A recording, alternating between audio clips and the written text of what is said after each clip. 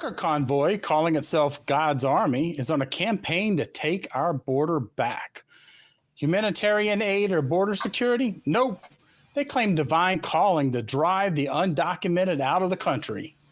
Their zeal comes in the aftermath of the Supreme Court permitting the removal of razor wire in Texas, where tragedy claimed the lives of a migrant mom and her 2 children.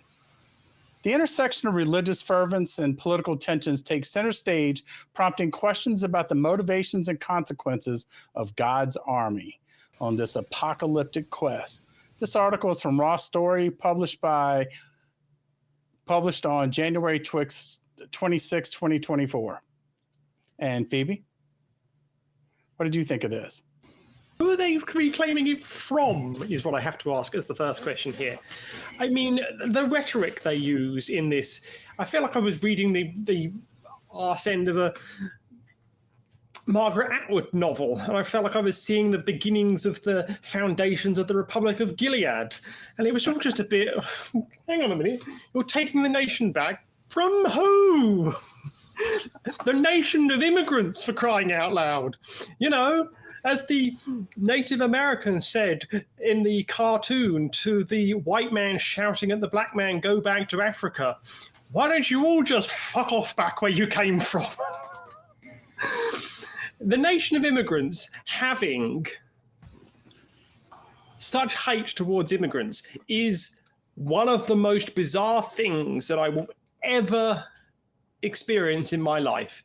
The melting pot of America is one of the most anti-immigrant places on the fringes from people who are just immigrants to this country from another place, whether it be the 1700s, whether it be from the 21st century. They're all immigrants from here, unless you're part of the native population, which, let's be frank, the immigrants didn't treat them very well to start with. So I think the immigrants may have done some damage to the native population. So the immigrants complaining about more immigrants is one of the most ironic things that you're ever going to notice here. But is this extremist rhetoric, this wet dream of, I'm coming to fight God's nonsense. Yes, I must go to the border. I must get my lovely polished firearm out. I must beat my chest and wear a hair shirt and drive and, feel all manly and, beat back the nasty person that's coming to take everything from me that I took from the people who were here before me and may stop me. Why I need. What a load of absolute codswallop. I mean, the people organising this need to get a better hobby. I mean, there are things in this world to worry about, but, a nation of immigrants worrying about more immigrants? I mean, Kelly, come on. Yeah, I get it. And what really got to me, too, is them calling themselves an army of God. They're God's army. They're people. They're not even following the words of Jesus, right? And one of the things that I like to bring up with bigoted, oh, shit, I said the word. Yeah, they're going down to Texas. I don't know what they're going to do when they get there. They are a bunch of fucking idiots. Get out of here. Get some translations going. Yeah. But as I was saying, one of the things I like to bring up with I'm not going to say the word again, far-right Christians is the parable of the Good Samaritan, right? Because Samaritans were the aliens of their day. They were looked upon by the Hebrews back then as foreigners in their country. Lots of centuries of hate in this religion, isn't there? And the idea of the parable was that these bad people were still good people. And if Jesus were alive and living in the United States today, I think that parable would be the good Mexican. And this whole caravan is just a Christian nationalist, jingoistic, big, I almost said it again, intolerant movement. And these people don't believe in the Jesus of the Bible. They believe in the Jesus that is wrapped up in an American flag and carrying an assault rifle, ready to rain down vengeance bullets on the unworthy. Unworthy is code for brown people, too. The ones that Rick Santorum, bless his little sweater vest, once called the blah people. Oh, you mean the people like the governor of Florida, the non-white governor of Florida. Exactly. Yeah, the most concerning part of this article to me was when someone that's part of this convoy says, this is a biblical monumental moment that's been put together by God. And I'm just curious, where in the Bible does it say to keep people out of your country? It's the new plague. It's the new plague. I don't remember that verse. Maybe somewhere in the Old Testament. But wait, no. I think in the Old Testament, the commandment was to go and commit genocide in somebody else's country, right? I think that was kind of the theme of the Old Testament. I just can't think of anything Jesus might have said that said, go to your borders and attack people that are coming into your country. I just, it's my understanding. Trucks. Push them out with trucks. Yeah, I don't remember Jesus mentioning trucks and convoys. As a matter of fact, I remember quite the opposite. I remember Jesus saying things like, if someone strikes you on your cheek, turn to the other one, let them hit the other. If they take your cloak, give them your coat.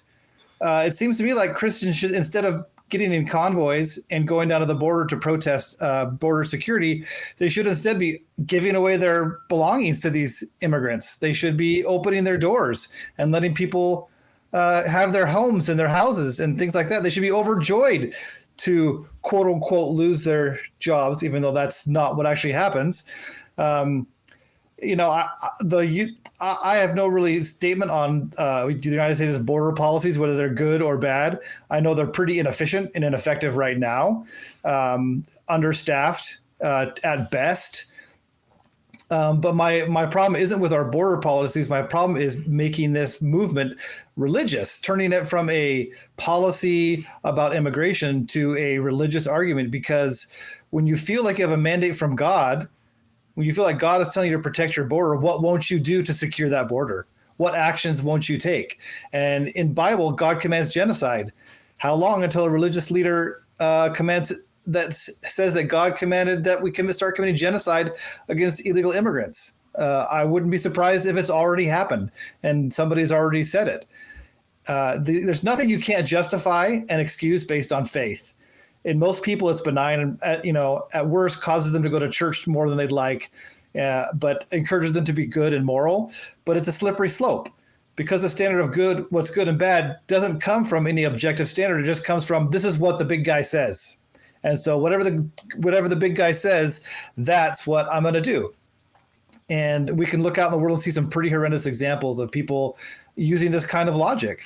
But it just doesn't work, because who speaks for God? Who's giving us the actual message from God? It's not God himself.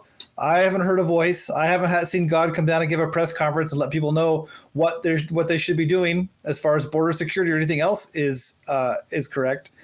We just need a better standard for determining what's right and wrong and whether our policies are good or bad. And that should be more based on human well-being and not on what some religious leader or God says. Infidel? The reality is that Christianity here in the United States has nothing to do with the Bible. It has nothing to do with what's said in the Bible, because unfortunately a large portion of the Christians in our country have been completely radicalized into an idea that, and let me quote this one person who was an organizer that says, by ballot, by choice, by bullet if forced, the republic will be restored. So to what? What does that? Yeah, right. To what? Yeah, and one thing that I find so absurd is that what they're doing is they're listening to people behind pulpits who are telling them and feeding them a story, and they're getting whipped up with this rhetoric. I absolutely hate it when I hear people use military style rhetoric, God's army, and all these other things, because what they're doing is they're creating a mindset that's very dangerous. I know one of the people made the comment, besieged on all sides by dark forces of evil. Scary words. When people are yes, very scary words, because when people are thinking things like this, they will do very dangerous and unhinged things. Now, fortunately, it does seem that these people are rather incompetent. They can't seem to get their act together. Not many people showed up. They're having tire slash problems. They're having organizational issues, the whole realm, because, well, I guess the truth is somebody's probably praying really hard right now in that convoy because, the devil's set up against us and we're being besieged, but we're going to stand for the truth. And that's what frightens me, because when you take that mentality, This is the same mentality that we saw literally in places like Waco. And when you start having people that believe that it's us or them, they will do unhinged things. Now, anybody that thinks a group of clowns are going to go to the border with their big trucks overcompensating for something and prove something or change something or make the federal government do something, no, that's not going to happen. And as I mentioned to Kelly a day or two ago, the truth is that most of the people who are screaming the loudest for this, they're wanting a revolution, they're wanting a civil war. Those people wouldn't survive more than a month without their medication from CVS. So who are they kidding? But they're thinking right now in this delusional state. And I really hope that what we see, because I hear people talk about, well, it might be they don't go because it might have infiltrators. And it sounds like they're building up an excuse for violence, but I hope not. I hope that they stay as disorganized as they are, and this will be a big nothing. And then we'll just have to deal with the immigration issue itself, which is a real legitimate problem. So and Phoebe, are you ready to go down to Eagle Pass? No, I'm not. I'd far rather watch the only successful mission from God that I've ever witnessed on the screen, and that involves Jake and Elwood Blues, the only successful mission from God you're likely to see. But what would you people do if this convoy rolled through your hometown? I know what I'd do, but, what would you do, Kelly? Well, I know that I know it's not going to roll through my hometown, but because I'm too far out of the way. I don't know what I would do. I'd honestly. be so certain that they've got problems with that Canadian border. Yeah, that's true. They might be coming up here. That's absolutely true. I don't know that I'd actually do anything because they're not. As Infidel mentions, it's not that they're not only disorganized, but they're not picking up the people that they thought they were going to pick up. They were estimating 770,000 people were going to be at the border, and they have 3 spurs of this convoy going down. And I was looking at one of the main spurs in Virginia, and there was less than 50 vehicles. And the only truck that was there was a pickup truck. They didn't even have a big 4-wheeler or 16-wheeler there. So I don't know. It's not even a truck convoy, right? They did have a big busload of people. Somebody got kicked off the bus. Yeah. Don't know why. They got left at the side of the road without their wallet, keys, nothing. Apparently, they were all down in the luggage compartment, and they just kicked them right off the bus. So the whole thing, I don't know if you have to do anything. It's just falling apart on its own, it seems like. So, yeah, I don't know if I would do anything. They sound pretty less effective. Maybe go and just check out one of their protests and see what they're saying and join any maybe counter protesters that are there, but I'm not sure. It sounds big and scary at first, but then the implementation seems less effective for getting their message across. So I think I would just probably ignore them, to be honest. Infidel? Well, the hypothetical, not real exodus took 40 years for what would be about a 9-hour journey by interstate now. Yeah. And admittedly, there wasn't an interstate. So I figured that it might take 60 or 70 years for this convoy to get to Texas, at this rate. Because under the current management, yeah. Yeah. And with that in mind, I agree. I don't think there's anything to do about them, because the truth is, I think that they're being a pretty damn good example themselves. They're showing us exactly what we want to see. Also, I'm happy to see that they're not whipping up the fervor they are for this like they thought they were. They thought they had an issue. They thought they were going somewhere. They thought this was going to be something. And now they're going, well, damn, we got a bus that's not full. We got a few cars following us. And they wouldn't even put a dent at a decent Buc-ee's. I think one of their big problems is that, like you mentioned, that most of these people wouldn't be able to go without their prescriptions from CVS, and that's who are interested in doing this caravan. These are all retired people. Even one of the articles I said everybody in the caravan was over 60. The majority of them were calling for a civil war. There's no way these guys could ever fight a civil war, but this is the kind of people they're attracting, and the people who are in that position, who are that age, who have these kind of feelings, they don't have the money to jump in a caravan like this. So I don't think they're ever going to attract 770,000 people. I think they'll be lucky to get 770, to be honest. This raises a very interesting point. Just how much support is there for Texas's current position on running its own foreign policy? And it seems to be negligible, because if Texas had all this support, you'd have so many people down there, we're fighting to save the Republic from an invasion and this, that, and the other, and Texas going, the Supreme Court, this, that, and the other, how dare they make us take down the razor wire, help us keep the razor wire, keep the National Guard from being federalized, keep the army away, keep the big bad federal government away. And it's just like, hang on a minute. What are you rambling on about? You're all stuck in this bizarre quasi-reality that doesn't really exist as far as I can see. But it's very effective at raising money for campaigns. It's very effective at working up their base and thinking something's happening. Because if you listen and you watch the media outlets that these people watch, they think that droves of people, just lines are flooding like wildebeest running across the plains. That's how they view the immigration issue. Now, there's a problem, and there's ways that we need to address those. But to them, it's not about reality. Reality has absolutely nothing to do with their position. Now, ultimately, I don't see any option other than to back down. But the truth is that Abbott and some of his fellow Republican governors who want to jump on that bandwagon, they're going to jump on it. They're going to do their thing. But is anything going to come of it? No. But here's the caveat: not this time. That's the unsettling part. Here's the parallel that Greg Abbott doesn't realize. Greg Abbott thinks he's George Wallace. Greg Abbott thinks that he's going to be the one that's going to be standing up against the big bad government and defying the Supreme Court. Whereas the President of the United States couldn't give two flying shits what Greg Abbott thinks. He's got far more important things to worry about. And you say they've raised money. Yeah, okay, they raised 50 grand. 50 grand to an individual is a lot of money, but what did that really get George I'm not talking Wallace about them. I'm talking about the campaigns. That's what I'm saying. But here's the thing. This. Here's the thing. They've raised 50 grand for this, and it probably won't be spent on this, and it will go to some campaigns.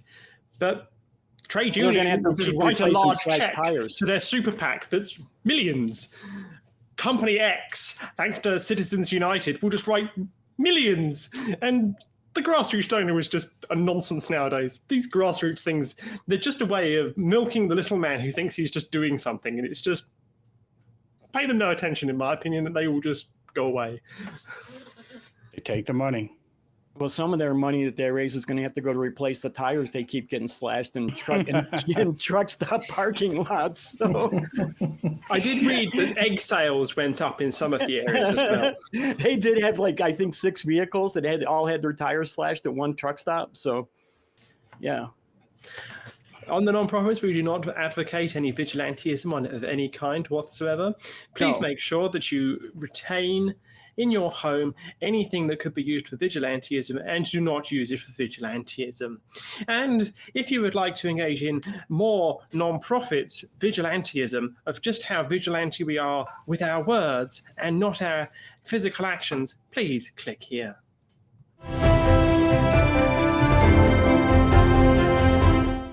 In a saga reminiscent of Keystone Cops, a 2-year pursuit of felony charges against school librarians in Granbury, Texas, it unfolded like a farcical mission gone awry. Right-wing extremist Scott London embarked on his vendetta and poured over stacks of literature while sporting a body cam to capture his quest to prosecute. His target? 3 school librarians allowing minors to check out books at the library some deemed obscene. Despite subpoenas and dramatic investigative theatrics, ultimately the case did fizzle when the district attorney did decline to indict, citing insufficient evidence. So stick around for the sordid details of Scott London's attempt to stop kids from reading. There's a lot more idiocy to cover. This story is from NBC News by Mike Hicksenberg. It's by Tyler Kincaid, Scott Freeman, and Neva Parks on July 23rd, 2024. Now, Cindy, I know there's a lot of talk about deciding what books should and should not be in schools or libraries or things like that. What do you think who should be making those type of decisions? Is it somebody who ultimately runs around with the camera trying to invade privacy, or do you think there might be a more mature way to do it? No, I definitely don't think that a self-righteous asshole who has nothing to do with his days, apparently, that's not the person who should make those decisions. And he won't, because basically he worked for 2 years for nothing, because he proposed some charges to be filed and they weren't. So unfortunately, I don't think it will have the effect I wish it had, because I'm pretty sure someone else will try another time. But yeah, I think it should be done at the federal level. I don't see why a child in Texas should have access to different books than a child in California. There's no reason for that. So I don't think school boards should exist. I think it should be done by the Ministry of Education, which should be funded accordingly and not led by people who want to destroy the public system, like it was for quite a bit. But yeah, I think it's symptomatic of a portion of the population who sees education as a bad thing, you know. And there are many reasons why, and we can jump into it. But basically, that's it. It's just a miserable cop who thinks too much of his beliefs and wants to impose them onto everyone else. That's just what it is. Yeah, I can't disagree with you there. It's really a case that would kind of mind-boggle me, though, that the police were getting involved in books. And Eli, talking about children and books and all of that, you know, the privacy of the children, was that something that he took into consideration, or are we talking about how exactly far did he go with that? Yeah, he sure didn't consider that. So he even went so far as to gather a list over the past 2 years of like the names of children in these schools that had checked out these books. And it's ironic to think to see that he thinks this is creating like this is creating a safe environment for children. Like this is the protection that children need. And you hit a lot of points that I really agree with Cindy. He is just pushing his personal beliefs. He said in an interview with the same source back in 2023, this has nothing to do with the Constitution. I don't know what a constitutional constable is, but he said in the interview, this has nothing to do with his job. So he's just like being paid taxpayer money to just do this thing and persecute like librarians under felonies for letting kids read books. And it's just such a strange, I'm starting to not believe. I saw somebody say that like everybody watches America the same way America watched Tiger King. And I really see that. Like that makes a lot of sense to me. And I'm starting to no longer believe that the things that happen here are reality. Yeah, you know, I have to say that it really is a little amazing to think that you're going to say, okay, we're going to punish librarians for this, when really, where do you draw the line? If you ultimately decided this is a book that's bad, who would you who would you decide? Is it the person who bought the book? Is it the person that put it on a wagon and wheeled it into the front door? Where do you, is it physical possession? Is it writing on a piece of paper? What ultimately decides whose responsibility it is? This book's in your library, we're going to give you a felony. That's absurd all around. What are you going to do? I mean, that's just absolutely absurd. So let me ask you this, Cindy. Do you think this is a deliberate chilling effect to try to, as you mentioned, this people who want to not have education? Is this more along the lines of what we're looking at there, just really not wanting it to happen? I think it is when you look at all the cases where legislators, local legislators are trying to impose this kind of laws banning books. But in this specific case, I don't think that guy is smart enough to go this far. I just think he thinks he's just right in his mind. He's just self-righteous. And he just wants to impose his views on anyone. And you know, we are talking about the idea of banning books, but we're not talking about the reasons why he says he does it, because the content he doesn't like, it's not like there's a quote at some point where she says something like, imagine if we got to give maxims on, pornographic material in the hands of kids. And that's not what's happening. It's not like those books, first of all, contain images of actual sexual depiction or anything like that. It's just books of things that make him uncomfortable. And that's just what it is. It's just talking about gender, it's talking about homosexuality, it's about talking about all of this. And that's just make him icky. And so he just wants to prevent everyone to read those books. And it's just, yeah, I can't see I can't see it in any other way than just, I don't like it, so others can have it. It's not a matter of right. It's a matter of a feeling of discomfort, loss of entitlement. Yeah. And maybe you're right. Maybe it's not his deliberate attempt to bring in the idea of a chilling effect. It could just be that, it's a feature he didn't even know about in it. This is an added bonus. Because, I think at the end of the day, it's really not even, I think you probably hit the nail on the head. Eli, where did you come from this? What did you get from this story? So I've said a lot of times that I don't think censoring information is the way to teach kids the right information.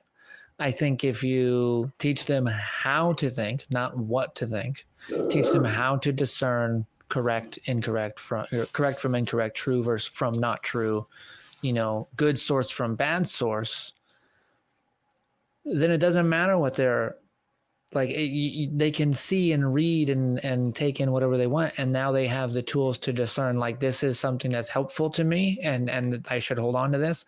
And this is something that's not quite so helpful and I should get rid of this. What makes a kid want to go and seek something out more than anything else? Tell them that they can't have it. And then they're gonna want to go find it, and it's we talked about this on an episode recently, and somebody else on the episode said the same thing. They're gonna go get the book on Amazon for $7 anyway, as soon as they realize that you took it out of the library specifically so they wouldn't be able to read it. So it's not doing anything to stop them from accessing this material, and it's just punishing people that are just trying to educate kids. There was a person in the video in the article that said the same thing. Nobody should be facing threats of felony charges just for trying to educate people and provide information to the world. That would be like the three of us. If somebody came to the three of us to say that, we were committing a felony because, the things we talked about on one of these shows, I think it's akin to that. And it blows my mind. Yeah, Yeah. I'd like to come. Sorry, just one point. I'd like to come back to what you just said. When you talked about sorry, I lost it. No, go ahead, Infidel. I'm sorry, I forgot my train of thought. Oh no, it's fine. I guess that happens to us sometimes. I know I've Yeah. already forgot. Who are the two of you again? Kelly. Oh, that's right, Kelly. Thanks for filling in for Eli. Now, having said that, you mentioned LGBTQ books, Eli. What about Cindy? People of color that also seem to draw a share of attention. I wanted both of you to kind of comment on what did you think that was about? Is it just it can't be an icky thing? Surely, this far in history, we're past ickiness when it comes to race like that, aren't we? So, I mean, I was just trying to figure out why do we want to pretend that people of color don't exist when they exist around us? I don't understand that motivation. I can answer to that, and I can come back to the point I forgot. You said that children they're just going to buy the book on Amazon. The problem is it increases the divide between the education of poor people and people who have the means to go to buy those books. And we know that in the US, it's one of the major problems that education is extremely related to your revenues. So poor people have much worse education than rich people and even the middle class. But yeah, there's this idea that not wanting to acknowledge your past, because if you look at Rosa Parks and all those pictures you see about Black people trying to eat in a restaurant and being attacked by people, I think it's still fresh in the memory, and people are so ashamed of it that they just pushing it away and try to make it like it didn't happen. I think that's one of the reasons why so many books talking about race issues in the US are on the list of banned books. But so it's a more of a discomfort level than anything else. It's and really I think I understand a little better that at the end of the day it is a very difference of wanting to stigmatize versus wanting to naturalize. And I think that is fundamentally one of the differences, because so many of the things that he talked about are things that at the end of the day is a so what, who cares? Move on. But unfortunately, people like this keep popping up, and we keep having to play whack-a-mole. But do you think that this is a winning argument, or is this a losing argument? Is this something that people are receptive to, or is this losing something? What do you think, Eli? I think that hopefully fewer than I think, but probably more than I think people are receptive to book banning. I think that most people probably think that restricting information is the right way. And to your point, Cindy, which is a very good point, for those people who don't have the income resources to get that education outside of the school, if the school is now banned from providing it, they're just out of luck. And that's just another hurdle they have to overcome in order to have the same opportunity or even a similar equitable opportunity as anyone else. And I think what happens is that when you look at historically the people that are likely to ban books, they're historically Christian or religious, at least, and I think in most cases Christian, at least the ones that we've talked about. I think they're more likely to be white. I think they're more likely to be heterosexual or heteronormative. And I think it's also really common for everybody regardless of any type of background, for somebody in power to feel defensive when things that they have done that are not that great are brought to light. And that happens a lot to white people and to hetero and to straight people and to cis people, because there's a lot of examples of white and cis and straight people causing harm. So when books like The Bluest Eye, which was one of the ones specifically mentioned in the article and was on the top 10 most challenged books in the United States in 2023, and was only one of only a few books on that list that was not about LGBTQIA plus issues, but also one of only a few that was written by a person of color. And it's because these books are challenging the white normativity and the heteronormativity, and that's what they don't like. And I think until it becomes clear that the perceived majority in society and in culture that, that white hetero, cis hetero people perceive, until it is understood that that perceived majority isn't as strong as it is perceived to be, that's going to continue to be the case where the majority of people feel like this is the right thing to do. And Cindy, any thoughts or any comments? Yeah, I think there's one of the biggest fuels of the conservative movement in the US is the amount of shame they have to overcome to be part of the current society, because the conservatives, they are against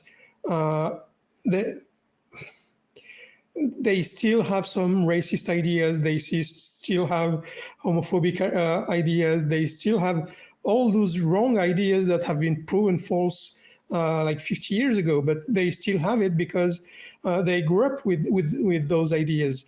And since they are no longer accepted in this society, and we are tribal creatures, we want to belong to our society, and the response to this backsliding, I would say, like they're pushed on the side, is trying to either prevent this information that they're different from reaching the kids, or trying to impose their views on everyone. And so you have those two movements in the conservative movement. You have one where they're trying to impose their views on everyone, like preventing abortion, like preventing gay marriage, like all this.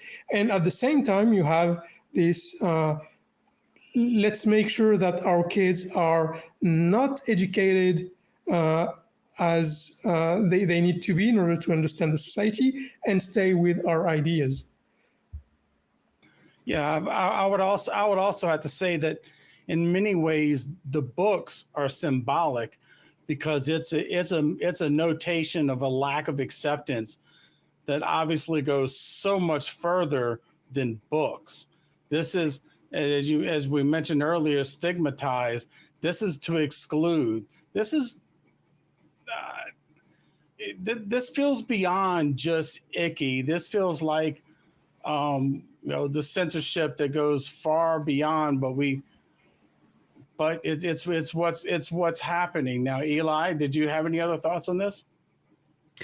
Nothing in particular. I'd say, yeah, it does go beyond the icky. It goes, I mean, it's not just like, I don't like this, and I don't want, a lot like I was saying a minute ago, I don't want, my children to feel responsible, to feel guilt, to feel shame for the actions of my, of people in the past, which I can't say is unreasonable, but I don't think anybody wants your children to feel ashamed for the actions of people in the past. It doesn't serve a purpose. Right, exactly. And I don't think anybody wants that. I think it's just that these things need to be acknowledged so that we understand what did happen and why it is important to make sure that everybody has equality and everybody is treated the same regardless of their background. And when you continue to remove the examples of that not happening and the results of that not happening, then you remove the motives or the incentives for it to make sure it doesn't happen anymore. Cindy, you got any final thoughts? Yeah, I'd like to point out that in order to be educated on what your previous generations did and not feel guilty, that's possible. That everyone else does it. But you need education for that. You need properly trained educators. And if you defend the education system, then it doesn't happen. And it's, it's a catch-22. You cannot solve this problem if you don't manage to find a way to teach that, yes, your grandparents did some horrific things, but it was a different time. They grew up in a different way. And although we do understand now that it's not acceptable and we're trying to change it, we don't feel guilty because we didn't do anything wrong. We are not our grandparents. As a parent, my youngest being 14, we had talked earlier about Amazon and what you could find on Amazon and the reality. So yeah, I just accept a certain reality, but it doesn't change the reality. Also, as you mentioned, the income disparity and also the exclusion that comes along with all of this. So all these things being very important, I'm glad that both of you brought these up. And I just wanted to say that if you want to see more nonprofits, click here. Yeah, it seems like these Christian nationalists are always in the news lately, and I'm kind of glad because it's kind of shedding a spotlight on them. But this is a story from Politico. It was written by Stella Rouse and Shilby Telahami. I'm hoping I didn't butcher that name. But it's about how a majority of Republicans support declaring the United States a Christian nation. And I think we all know that the Christian nationalist movement is a big part of the Republican Party at this point. But this article not only points that out, but it points out some of the people who are pushing this, like Marjorie Taylor Greene from Georgia and Governor Ron DeSantis from down in Florida. So there's a lot of things going on here. There's a majority of people really think we should be a Christian nation, which I really find surprising since so many of them really believe in the Constitution too. And I've got a lot of things I'd like to say about this, but I'm going to throw it to Neil first and see what he has to say. Throwing it to me. Oh, well, one of the things that I did like about the article, it talks about how the younger generations, the up and coming kids, even the Republican ones and conservative ones are almost, like I say, about half of them now are at least not in favor of this because they believe it to be, anti-constitutional or whatever. So that's promising. So hopefully these kids will have a much more influence in the future. And I personally highly doubt that your country will ever be a Christian nation. Like I'm sure at some point, at least when these kids get up there, and they're starting to climb that age ladder where they can actually make a difference. So I don't think it'll be too much of an issue for you guys. I don't think you really have to worry about it, but it is kind of scary what they talk about there. Yeah, for sure. Scott, what are your thoughts? I was looking at the numbers, and there was something interesting about the results of this poll. They reported that 57% of Republicans that responded to the survey agree that it would be unconstitutional for the United States to become a Christian nation, which is disturbing on its own. I mean, that's like less than half of the Republicans want to, can recognize that, what is actually in the Constitution. And so, but when we add on top of that the fact that 61% of Republicans favor the United States declaring itself a Christian nation, if we crunch those numbers together, we can see that at least 18% overlap in those groups. So there's at least 18% of the Republicans that responded to the survey both want the U.S. to be a Christian nation, and they also know that that would be unconstitutional. And, I just think, what the hell is wrong with these people? I thought this was supposed to be the party of patriots. And here they're saying we want this, even though we know it's against the Constitution. It's against the founding documents of our country. And it's, I don't know. It's frustrating. Neil was, sorry. SR, No, what do you think? What do you think? No, about that? I agree. I think that was one of the things that stuck out to me the most, was how many people were willing to say on one hand, like, oh yeah, we know this is a problem, like technically speaking, with, the whole government and how it's formed and all that stuff, but we still don't care, and we're comfortable with it. This decision. I was even surprised that there was about 51% of Republicans in the Gen Z category that also still supported this, and so that definitely is something I'm going to be paying attention to. I know for sure. I know we will here at this show. That's a lot to me. That's a lot more than I would have expected. But Kelly, I know you've got some other good thoughts on this. What was jumping out at you? One of the things that really jumped out at me was that back in 2014, Pew Research did a poll and found that only 44% of Republicans went to church regularly.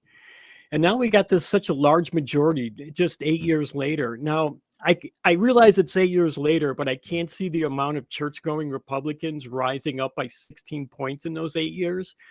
So there's like 16% of these people who think this should be a Christian nation, and yet they're not really practicing Christians. And that kind of scares me, because they're for things when they don't know what those things entail, right? So that, to me, that's a very scary thing. And I think we need to make sure we get out and vote against these people, because they really do want to take over the Republican Party. So, I mean, I'm not saying you should vote against Republicans. I think there's a lot of good Republicans and there's a lot of good Republican candidates, but we need to get rid of this part of the political structure, because it's a real danger to our society and to the freedom of religion that we have so valued in this country. Yeah. For sure. So I know Scott had some Neil, other did things you have something real quick? that you'd like to also talk about. What do you say, Scott? Yeah. Well, Neil mentioned earlier about the youth and how that's kind of encouraging that our younger up and coming voters are well, on the right side of history, I guess, or on the American side of history. And yes, yeah, I do find that to be encouraging. However, having the numbers at the voting booth only works when the system is working. And so I think we've seen much of the system breaking down. And it's no secret that psychological studies have repeatedly shown that generally more conservative or Republican minded people tend to lean more towards authoritarianism, things like purity, things like loyalty, and so on. And so, and what Kelly was saying, how they they don't know what the ramifications are, or they don't care, or they're not taking that into consideration. I can see this scenario happening where the voters just vote for what the candidates are saying. That's our candidate. Well, we're supposed to go along with that. But at the same time, the candidates are saying those things specifically because of the reaction that it gets from the voters. The article did say that, what was it, DeSantis in Florida? He was, quote, considering adding some of this rhetoric to his campaign. So that means it's not a core belief of his. It's obviously just a pandering to the voters. I don't know, Neil. Go with that? What do you think? Honestly, you know what I think it is? First of all, it says in the First Amendment that Congress can neither establish nor prohibit the practice of any religion. So these guys want to get into power so they can somehow keep other people from worshiping their religion. Like, what if it was like the American Muslim nation? Like, what if that happened?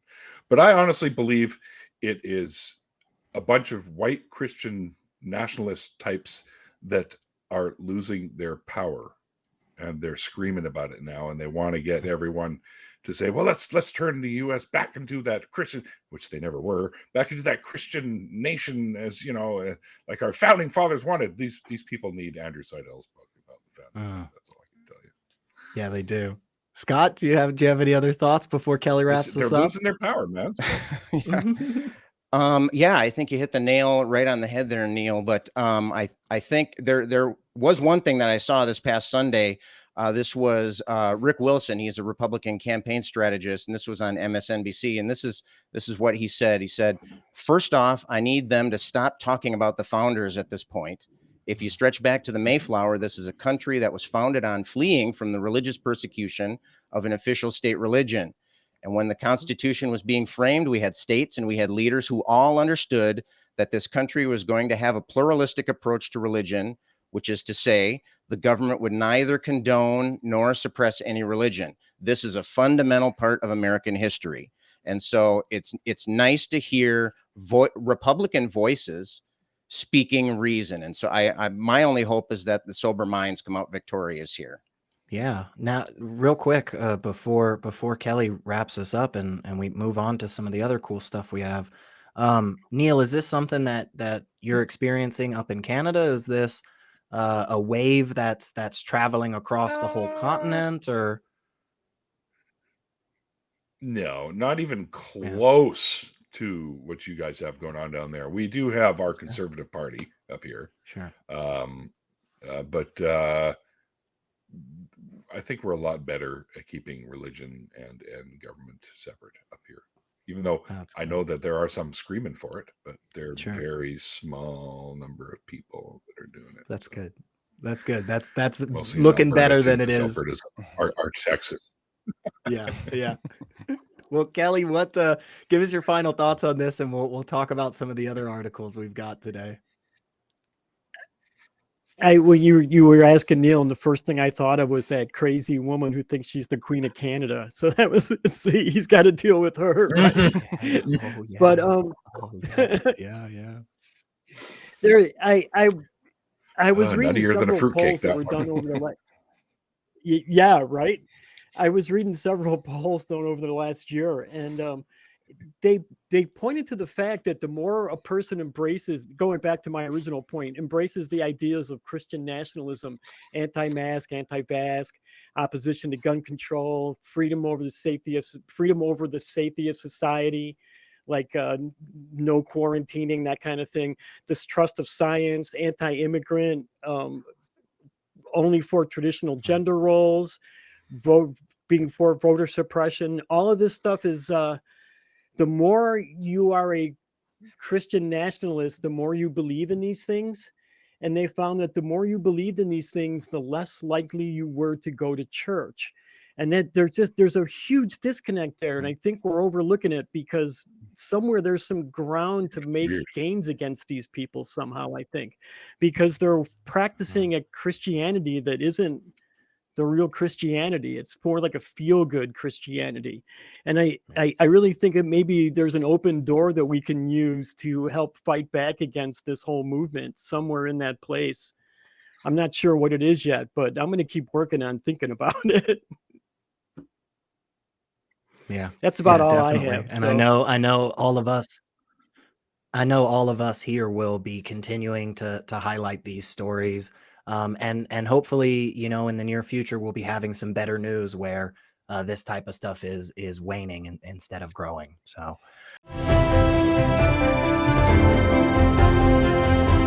we have this very interesting article from NPR dated from August 18th of this year. It talks about how Keller Independent School District outside Fort Worth decided to ban over 40 books, and including all the versions of the Bible, and some of them containing LGBTQ themes or characters. So they're in a process of reviewing those books, and we don't know obviously what are their criterias, but I think it's interesting to see that Bibles are forbidden in schools in Texas, which is, we know, Texas.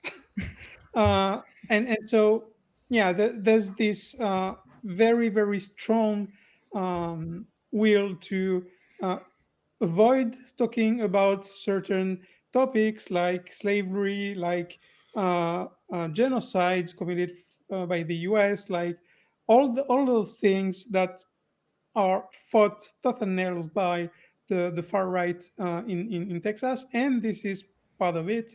What are you all thinking about this, Phoebe? What do you think? It's deliberate. You can't scrutinize something if you can't read it. If you ban the Bible, you can't scrutinize it. Therefore, you can't scrutinize their foundations. This is not accidental. They don't want to be challenged. They don't want their worldview challenged. They don't want to be looked at and be made uncomfortable. So if you ban the one thing that could do that, guess what? You're unchallengeable. The TV show The Handmaid's Tale, the book The Handmaid's Tale, has a section in it where women cannot read full stop, so therefore they can't even read the Bible, so therefore they can't challenge the system. Well, they've gone a step further here, and now no children, male, female, non-binary, etc., they can't read it at all. So they can't challenge it. So they lose that element of being able to criticize, and you lose that element of critical thinking. This is not an accident. This irony is unlost on me, and it is completely deliberate, so that they don't get any challenge on what they're doing. Well, yeah, I didn't see that way. Just one. Go ahead, Cindy. I thought it was one brand of Christianity complaining about other branches by trying to have their versions of the Bible removed, and vice versa, and all of this ending in all versions being removed. Go ahead, Cynthia. Well, okay, I just want to bring some context to this, guys. We did a show some time ago about an activist named Chaz Stevens out of Florida. And he was actively pushing for a Bible ban since Florida districts were, banning books left and right, because they were too goddamn woke. Okay. And so Chaz was saying that, well, hey, if you want to ban other books because you think that they're woke, or you think that they're violent, or you think that they go against morality, whatever, then one of the biggest books that you need to ban is the Bible. So in Texas, in this particular district, parents can chime in to say what they want banned. And since we have books like Diary of Anne Frank, the graphic novel, I believe that's actually, the graphic novel was banned. The Bluest Eye by Toni Morrison. And even though Toni Morrison reading was always very, an issue for me, but symbolism, love symbols. But regardless of that, because that book was considered too woke, then that had to be banned, and so on and so forth. Then some of the parents was like, well, hell, if you're gonna ban all these other Bibles, all these other books, you need to go ahead and ban the Bible. It's violent. We can argue that it's devoid of morality. We can also say that it does have problematic views when it comes to especially othering people. It's misogynistic. It promotes slavery. It others women and debases them as property.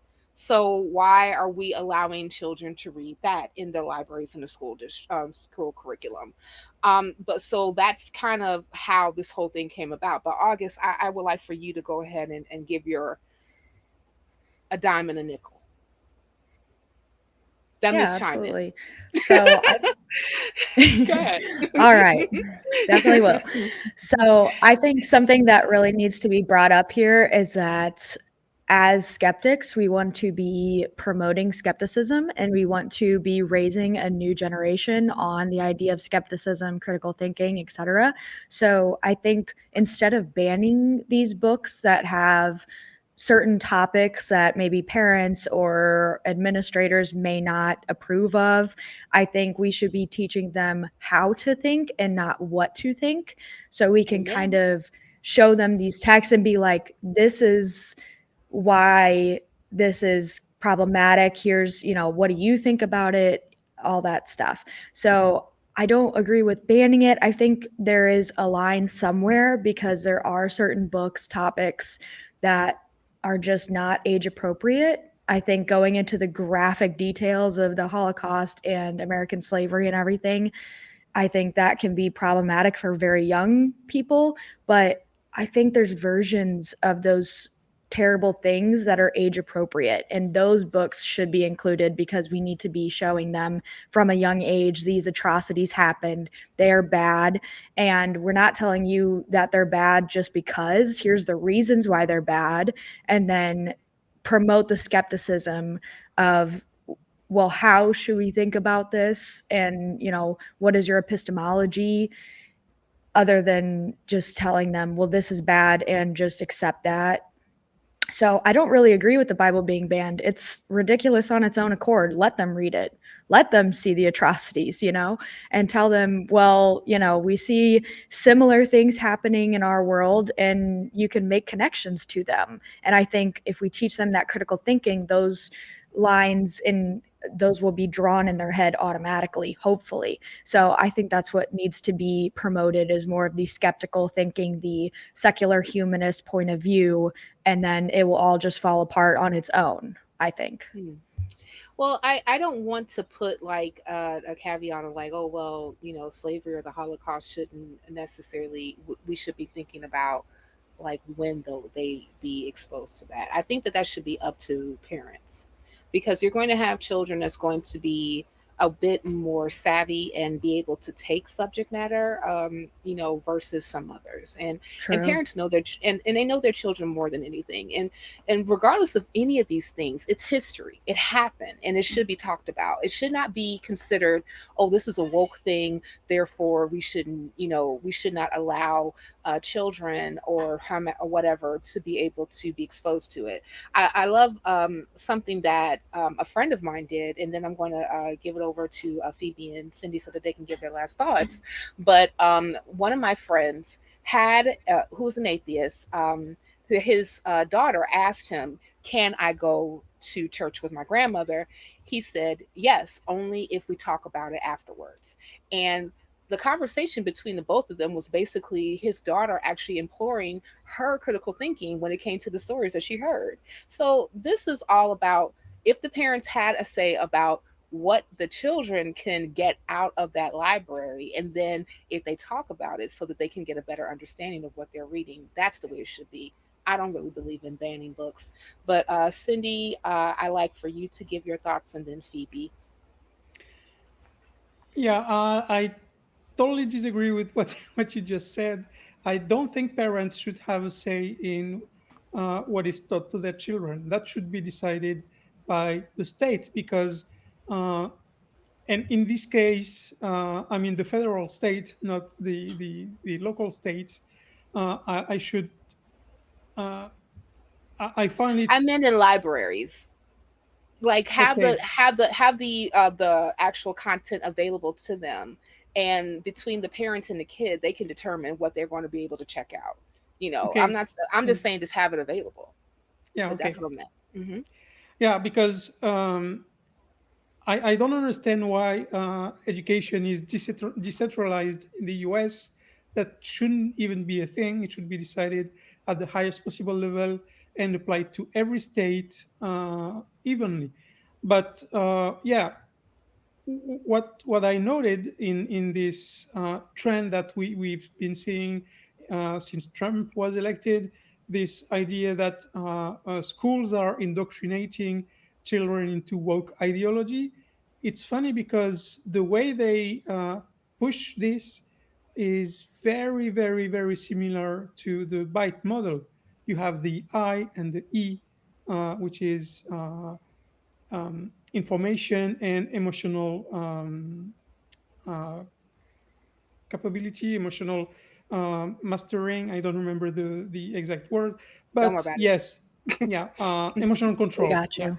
You have half of the four letters already at play by the far right, and it's not a stretch when people say it's a fascism movement. You have these here already. Fascism is control of information and emotional control. Yeah, Phoebe. I'm waiting for somebody to chime in and say we should ban the book Fahrenheit 451 by Ray I was Bradbury. just about to bring that up. Did we not read that Because- book? Because That was assigned reading for me. Books, for goodness sakes. But what I will say Yeah. to conclude this is that these school boards, they're elected. Yeah. If you don't like it, run for something and keep these idiots off the board. There's too many idiots is the problem. Yeah. Too many The MCs, idiots not vote enough for the microphones. idiots. Too many. Well, I will say this. You gotta and, if you want to keep government Go ahead. out of religion, you want to keep religion and government safe, do something about it. Stand up and say, I disagree. That's what you need to be doing. It's great the four of us are shouting about this, but if you're out there watching and you're going, I hate this, and you are in somewhere in America or in another country, and you see this happening, stand up and say, Oi! What the bloody hell are you playing at? Now sod off. I also think And it's important, though, to say that only if you are able to do so, don't put yourself in danger. It's a very good sentiment for probably most people, but keep yourself safe if that's not a good thing for you to do. If you're in an ultra conservative area, please don't just go screaming. Anyway, sorry about that, Cynthia. Go ahead. No, I was just going to say those are both Nightar moments. Like if you want to go, oi, somewhere, I'm all about that. And but please, people, depending on where you are, please, please, please keep yourself safe.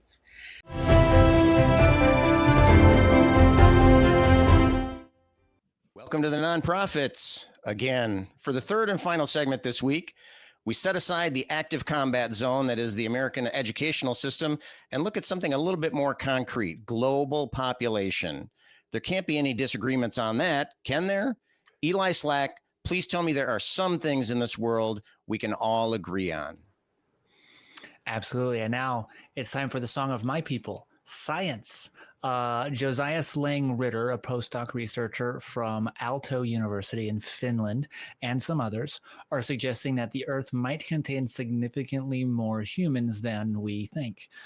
Ritter's paper, published in Nature Communications, took data from rural dam projects where companies know exactly how many people they displaced to build the dams because they had to pay each of them for displacing them. And then they compared that data to official estimates of populations and found that official estimates undershot the more precise dam project data by between 53 to 84%, depending on the area. Now, on the surface, this seems to me like solid reasoning, but experts are cautiously skeptical, noting that while there's good reason to invest more research into rural populations, having a correction on the order of a few billion people is a little bit outside of the realm of reality for the first preliminary data. This story is from Popular Mechanics by Darren Orff on June 21st, 2025. All right. And we're going to come right back to you with the questioning beginning with Eli, the science guy. Eli, Chris, where the hell is Eli's theme song? Scott, get out of your dream world. You know we don't have the budget for that kind of a thing. All right. We'll talk Well, about that. Eli, anyway, as a fellow nerd, what's your take on this? That it's was interesting to horrible. me. That was horrible. That was a bad joke. Sorry, please continue. It's interesting to me. I like the method. I think he knows or suspects at least that the companies building the dams are going to have more precise and verifiable, honestly, records about how many people were there because they had to pay them. So they needed bank accounts, they needed addresses, they needed to know how many people were in each home and all things like that. So when you compare that to estimates from organizations like World Pop or GWP, Grump, Landscan, and GHS Pop, which sound like international, Grump, sound like international like pop bands in a way. But he found this discrepancy. He said, hey, look, and it was significant. And so it got published.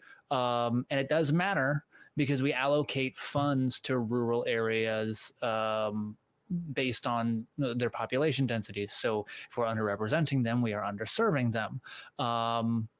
But I think it's also a good representation of a scientific method because we saw in the article he had some criticism from Hong Kong University of Science and Technology. A researcher named Stuart Geedle Baston said essentially, I'm kind of extrapolating from what he said, but just because it's compelling, that doesn't mean that it's true. It's something. It's common it's common to find something and think like, oh, like this is, if this is true, this changes everything. And the first step in that is follow that data, see why you have that discrepancy before you start making like grandiose claims. Right. Yeah, exactly. Stephen, what's your take on this? I think that you have a slightly less enthusiastic perspective here than Eli. So what can you add that as a counterpoint? Yeah, no, I think this is really good science for when you're sitting on the shitter. I think it's really entertaining for Isn't a couple that when minutes. the best science happens anyway, right? Isn't that kind Isn't that what you guys read for this show? Right. Again, like this isn't my field of expertise, but it seems to me that there are snags, there are unaccounted shortcomings in this approach. Whether you're looking at areas that are specifically affected by dams. So that isn't a fair representation of the global rural population, right? Areas where there's going to be dams are areas where there is going to be water and there's going to be already an abnormally large number of people. So that kind of tracks with the data, it seems. And like 35 areas is really a niche area, and especially when it's like river based areas, 35 across the global, like that's not a very in-depth so you want a bigger, you like a big sample size is what you're saying. Stephen Harder loves a big sample size. The bigger the better. Absolutely. All right. That's what I'm all about here. All right. Good to know. I can't be an expert in everything. I can't be an expert in many things. I rely on experts who actually have dug into the material to know their shit. And if the experts aren't convinced, then I find I'm like I trust them until they have when they have good reason to draw a red flag around it. Then that's, I think, is a great time to draw more conclusions, not to start investigating, but let's get a more robust understanding. Fair point. I have to hand that to you. So as a math teacher, of course, this article is really like just gold for me, right? It was basically, we're talking about people that messed up the math because they were making incorrect assumptions. And I love throwing those kind of problems out to my students to not only to practice the math, and then they have to use math to justify their arguments, but then to realize that we all make assumptions in all cases. And so we need to make sure that we are aware of the assumptions that we're making, and we need to test those assumptions. So here's a situation where we had a lot of money and effort and science has gone into things like predicting world population, and we discover a flaw in our system based off of faulty assumptions. That is just the math teacher mother lode right there. It's just perfect learning opportunity. So I'll ask Eli here first. So what lessons can we learn from this, either generally about, being good scientists or specifically about this issue? What do you think we can learn here? I think in part, we can't always trust our measurements, and it's either because these international pop bands are incorrect about the world population, or because Lang Ritter. If you can't is trust incorrect. an international pop band, who can you trust? Maybe Josiah's Lang Ritter. Maybe he's got the right answer, but maybe he's got Grump backing him up, though. So well, no, he disagrees with Grump. Oh, right. Well, of course, has a discrepancy. But that's what I think is when you find a discrepancy between your data and other data. Somebody got it wrong. Don't assume that it's not you. I think it's just as plausible for it to be you as it is for it to be the other guy. And when it's you or everyone else for the past several decades, you have to realize that it's more likely for it to be you that is wrong. But like I said earlier, find why there's a discrepancy. Find what would I expect to see if there was 50% more people on the earth than I think that there are, and then go out and look for that. And if you can't find that, let's reconsider. Right. Yeah. Maybe ask why we didn't find it. Exactly. Yeah. Why wouldn't we find it? Is there some reason we wouldn't have found that? Is there something else that that I might see in the result? Like you can keep investigating it, but it's not quite time yet to start drawing conclusions and rerouting resources based on one study. Right. I think one of the themes that Eli was just talking about is the idea of intellectual humility. We need to be open to the possibility that we've made mistakes because we're human beings. We have egos, we have predispositions, we have biases, and so forth. Stephen, I wonder if you could comment briefly on what are your thoughts on the role of intellectual humility and that kind of thing in the scientific community and in general as we as the human species learn about our world and our universe? Yeah. Just a tiny little question there for you. That's great. One of the best parts about deconstructing and stepping away from the faith is the humility that I was able to tap into, because when I was a Christian, I didn't need to be too humble because I had all the motherfucking answers. And what was interesting about looking at this article from a meta perspective is how it reminded me of that desire to feel like, oh yeah, I know something that other people do. I understand this world in a way that the rest of the world doesn't understand. I'm a little bit special, right? And I think that's what makes an article heading like this one extra alluring, extra appealing. It's just like, I have this information that the rest of the world doesn't know. Like, we've been doing this wrong the whole time. Like, I'm just a sucker for that. And that was a big draw for me. And my spirituality was just the fact that I had special wisdom. So yeah, like humility and being able to understand why we're wrong and is a huge thing. It's the only way that we can move forward. Yeah, and the way that you were phrasing that just triggered something in my brain. So I'm going to ask Eli this additional question here. Conspiracy theories. So how can we link that? We've been talking about intellectual humility.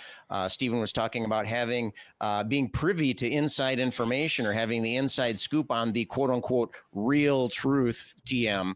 How is this kind of thing? Do you think is this fuel for a conspiracy theory, or is this going to maybe debunk a conspiracy theory, or how is that going to link in there? I've already got one. As soon as you said conspiracy theory, between then and now, I've got one. So yeah, absolutely. Like it could. I mean, I don't believe it, but you can come up with one that easily. The extra 4 billion people are the ancient race of aliens that built the pyramids and went underground to hide, and now they're coming back up and they look like humans. Naturally, that's why we didn't find them over the past decade's worth of data. So Yes, Yeah, something like absolutely. that, I This is suppose, fuel is for- bound to come up. There's no, I mean, it seems like it takes very little excuse, just a tiny little kernel of an idea, and then somebody's making a conspiracy theory about that. Yeah, and archaeologists or like historians 10,000 years from now will find that I was the one that started that because I'm the first one to say it on the internet. All right, Eliism. That's what I'm going to be responsible for. And I'm like, man, all right.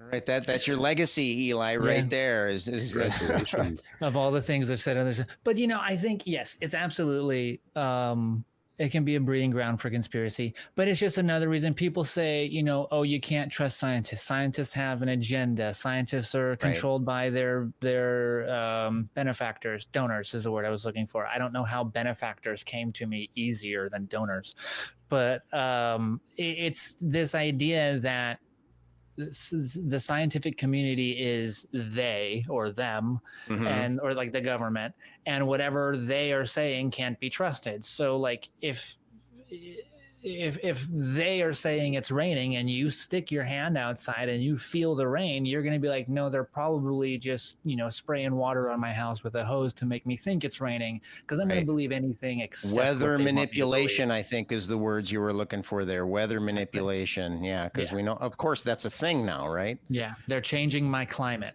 Yeah, exactly. So Stephen, I wanted to Eli was talking about how we might be undermining trust in science, or at the very least giving ammunition to those who want to foment that kind of distrust in science. Do you think, I mean, because when I look at this, I see this as a strength of the scientific process, the idea that we can correct ourselves. And you were mentioning earlier about how you had this unassailable, you know, knowledge in your brain when you were religious. And I mean, how does that play into this?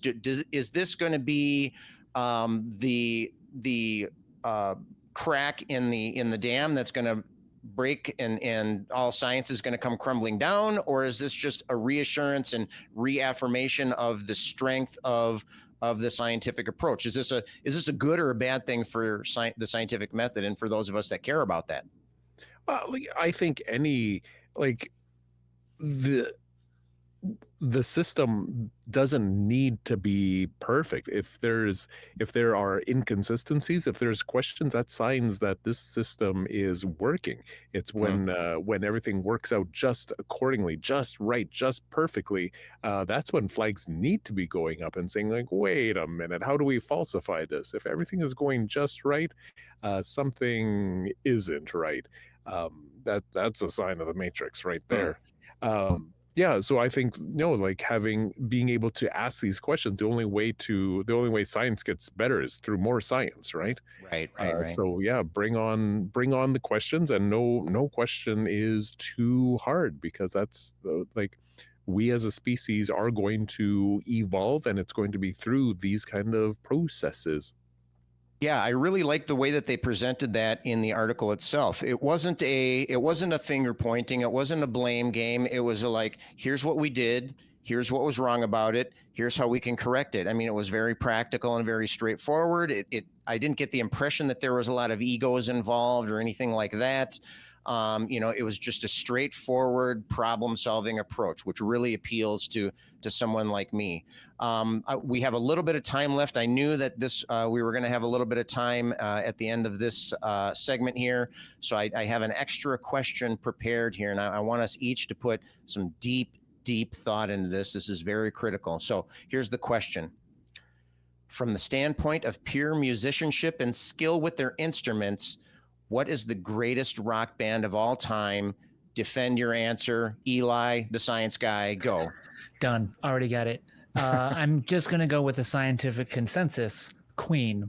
And I don't need, because of Live Aid, I don't need to justify that, but I can justify it without Live Aid. So we have, obviously, first, of course, Freddie Mercury. If you're talking about mastery of an instrument, this is a guy with a 4-octave vocal range, which if he's not I'm not confident enough to say that he's the only singer in like the last century or whatever that could do that. But if he's not, he's like one of like 5 or something.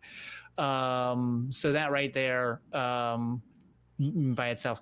And not only he, but the band itself has such a range of style, from like arena rock, We Will Rock You, to like opera rock, Bohemian Rhapsody, to like I don't know, like proto thrashers, and like I don't know, Want Somebody to Love was kind of disco, or kind of like, I don't really know. So they have a range. They have they did the Freddie Highlander Mercury. soundtrack, right? The Highlander soundtrack, the whole thing, all Queen. Absolutely. I didn't know that. I haven't seen Highlander, so oh, you're out of here. You're out of here. Yeah, man. I am out of here. That's true. There can be only 0 me. But additionally, Sir Brian Howard May. Yeah, Sir Brian Howard May, PhD in astrophysics, and commander of the British Empire is another title that he has. Wow. Built his own guitar with his dad out of a fireplace and a sewing needle, and that's like, it's a simplification, but it's not, like, it's true. And then after the band became famous, he then later was like, I'm going to finish my PhD in astrophysics, which he put on hold so that he could go be Brian May of Queen. I don't know a lot about drums or like rhythm or percussion. Yeah, and I noticed you're not talking a lot about the rhythm section here, so we got to... I feel, I know that, each of the band members contributed to their songs. I know that Roger Taylor wrote I'm in Love with My Car. That was all him. He's got a pretty solid falsetto himself, powerful backing vocals for Freddie Mercury. So that was a good pairing. John Deacon wrote Another One Bites the Dust and I Want to Break Free. So 2 other fantastic songs, got tight bass lines. It's just, they genre hopped. I think they were masters of their instruments. And strong case. Yeah, you make a very strong case, Eli. You got us out of the gate with a big answer there. Stephen, what are your thoughts? Best rock band, pure musicianship and skill with their instruments, including vocals. Like, obviously the answer is the Tragically Hip, but as 2 Americans, you have no idea what I'm talking about. So I'll try to speak in your language. Okay. The White Stripes. Jack and Meg White, they're divorced and they're still in a band together. That's huge. Meg, she plays the drums and she just focuses on like keeping a steady rhythm, and that's huge. And then Jack, he plays guitar and other things, and he also sings. Like, I'm a big Jack White fan. I think the weak spot in the band, if we would call it a weak spot, I think is Meg, of course. I think, but he's kind of the pulse there. Of course, I could be wrong. Maybe I felt the same way, and that's why they're divorced now. Not the drummer to be the pulse. Yeah, right.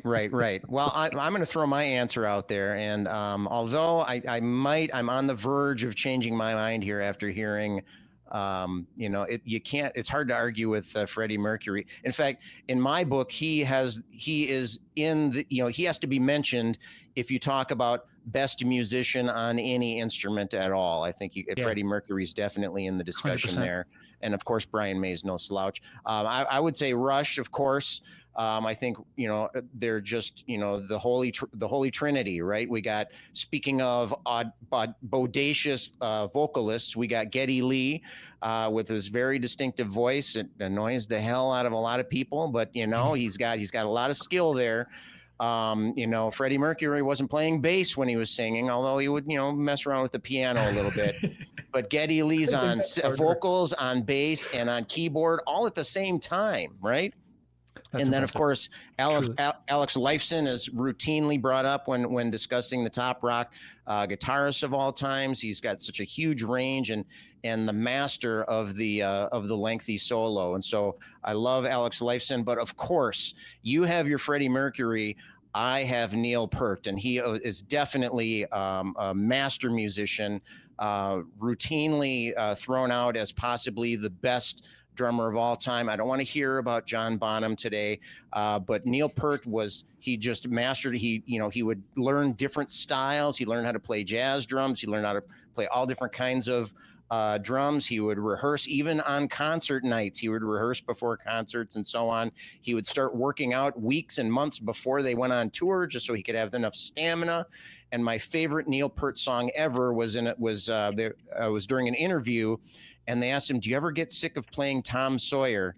And he said, "I never get sick of playing Tom Sawyer because every once in a while I play it perfectly." And I just love that. It just totally summed up his attitude towards music right there. And so I love that. But good effort from Steven there. The White Stripes, that's pretty damn good. White Stripes there. Queen, though, you're definitely threatening for that top seat, but I still think Rush might have pulled it out here. Let's hear it from all of you out there. Leave a comment below with what you think is the greatest band on pure musicianship and skill with their instruments ever of all time. And if you want to hear more of us just talking about random shit, then just click one of these links.